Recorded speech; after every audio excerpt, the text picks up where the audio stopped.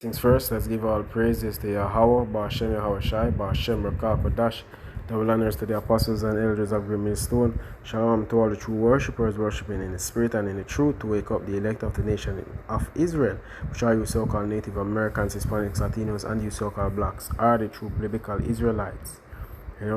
Also the RFID microchip is the MOTB, the mark, refer to Revelation 13, verse 16 on up,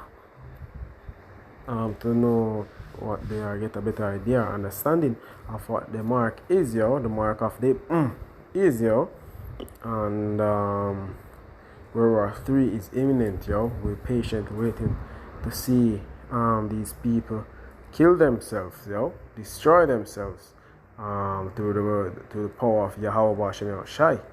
And most importantly,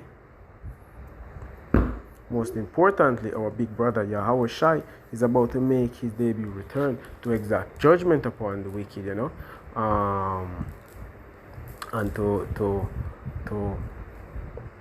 as a matter of fact, what the scripture says, what if it be already kindled, the fire be already kindled, So that's why we need that World War 3 to pop off, Patiently waiting for that. We're patiently waiting for the mandate of the you-know-what, all these major prophecies, we're looking forward to them, because we know that we're in those times right now, and that is when in these times our salvation is near, You can see that. So, with that, we're going to get into this lesson. I hope it will be edifying, Lord's willing, and let's keep it short as possible, spicy, This lesson will be entitled the whore our enemy shall be obliterated, And that word obliterated is very significant, but we're gonna read a few scriptures on it before I jump into the word, and it's for a reason, So let's get this. This is a depiction, by the way. This picture is a depiction of that whore that sit upon the beast with 7 heads, 10 crowns, arrayed and decked out, fine linen and gold. And this is a perfect, everybody should know by now, Mr. Babylon the Great is so-called America, ruled by Adam, the red Hebrew Edomites, So, they are the enemy, This whore is the enemy. Let's get into it, First scripture is Deuteronomy 32, and we're gonna start at 41. If I wet my glittering sword, and mine hand take hold on judgment, I will render vengeance to mine enemies, and will reward them that hate me. So the Lord makes it plain and clear right here. He has enemies, despite what you've been told, and he's telling you that he's gonna render judgment upon them, Verse 42, I will make mine arrows drunk with their blood. With their what? Their blood. And my sword shall devour flesh, What's gonna be devoured, What's gonna be obliterated, Flesh. And that with the blood of the slain and of the captives, from the beginning of revenges upon the enemy, Let me read that part again. It says, and that with the blood of the slain and of the captives, from the beginning of revenges upon the enemy, So the Lord are going to shed their blood is going to completely begin to obliterate the enemy, beginning at the revenges upon the enemy, as the Lord says right here, verse 43, says, rejoice, O ye nations, with his people, For he will avenge the blood of his servants, and will render vengeance to his adversaries, and will be merciful unto his land and to his people. Alright? So adversary, the devil, the so-called white man, who is Esau, the Lord is is not going to show you any mercy, yo. He's not going to show you any mercy. He's going to render vengeance, yo. It's going to obliterate you. Alright? So let's jump into Revelation 17 now. It's a more clear-cut picture of who this whore is, yo. Verse 1 says, And there came one of the 7 angels which had the 7 vials, and talked with me, saying unto me, Come hither, I will shew unto thee the judgment of the great whore that sit upon the many waters, with whom the kings of the earth have committed fornication, and the inhabitants of the earth have been made drunk with the wine of her fornication. Yeah. Mr. Babylon the Great, so-called America, them that just keep to that land which they stole, by the way.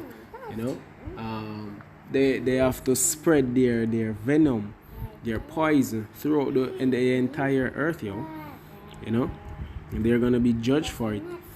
Verse 3, So he carried me away in the spirit into the wilderness, and I saw a woman sit upon a scarlet-colored beast, full of names of blasphemy, having 7 heads and 10 horns.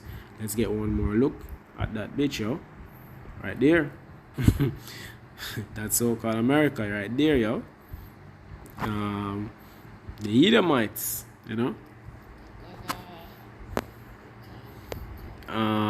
verse 4, And the woman was arrayed in purple and scarlet color, and decked with gold and precious stones and pearls, having a gold cup in her hand, full of abomination and filthiness of her fornication. And even this is all symbolic, yo, to how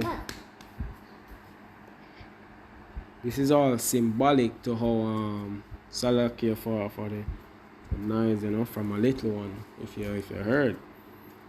But yeah, this is all symbolic for how America is. America is the most attractive country in the world, yo. Everybody wants to go to America, yo. America is that precious land, the land of dreams, where anyone can make it. That's the ideology bullshit that they sell you people, to draw people into their country to make slaves of them, so this is a physical depiction of that woman, or a literal depiction of what is being described, but it's all symbolic to the country, or to the people. You know what I mean. So let's get back on track. For verse 5 says, And upon her forehead was a name written. Verse 4. And the woman was arrayed in purple and scarlet, and decked with gold and precious stones and pearls, having a gold cup in her hand, full of abomination and filthiness for fornication. And upon her head and upon her forehead was a name written, Mystery, Babylon the Great, the mother of harlots and abominations of the earth. Yeah, man. And I saw the woman drunken with the blood of the saints and with the blood of the martyrs for Yahweh.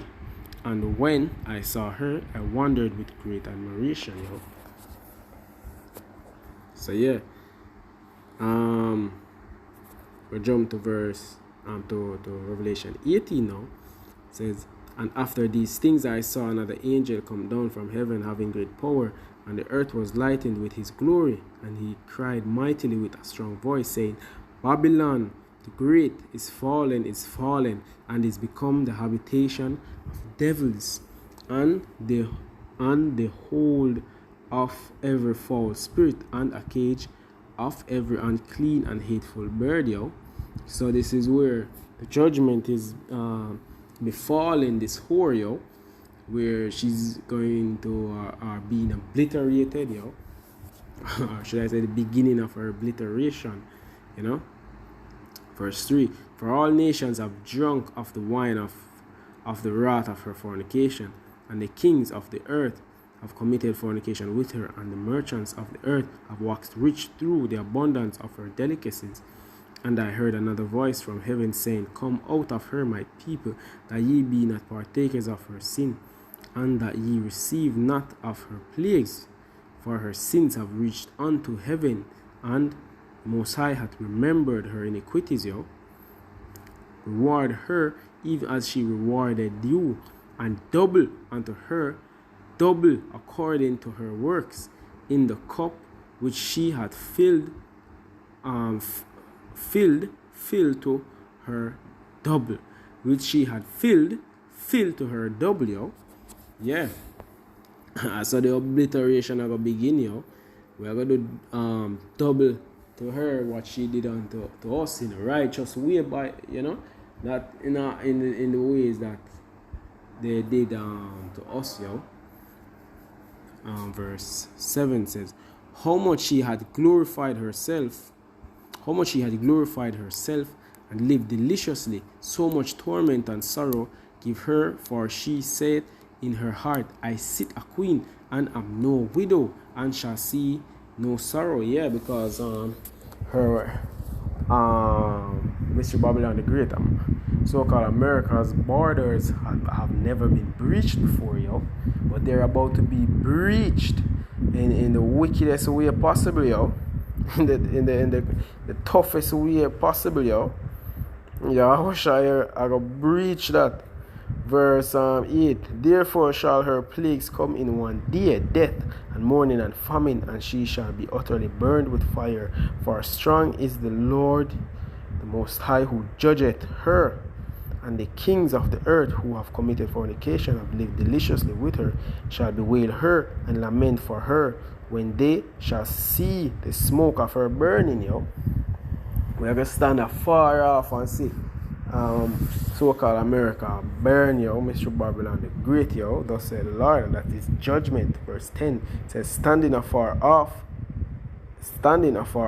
for the fear of the torment, saying, alas, alas, that great city Babylon, that mighty city, for in 1 hour is thy judgment come. Yeah, man, thy obliteration is knocking at the door. Check this out. I jump to Job 20, and I remember, don't worry, I remember. I'm gonna get into that word obliteration in a bit. This is Job 20 verse 4. Knowest thou not this of old, since man was placed upon earth, that the triumphing of the wicked is short? So short. It's going to be like the blink of an eye compared to the what should I say, to the salvation, to the righteousness that will prevail, that will endure forever. Verse 6, though his excellency mount up to the heavens, and his head reach unto the clouds. Because it's very America is very attractive. Even the angel said to John the Revelator, why dost thou marvel, in the scripture that we read earlier, why dost thou marvel? Because this this beautiful correct me if I'm wrong, but this beautiful place that so wicked is being destroyed.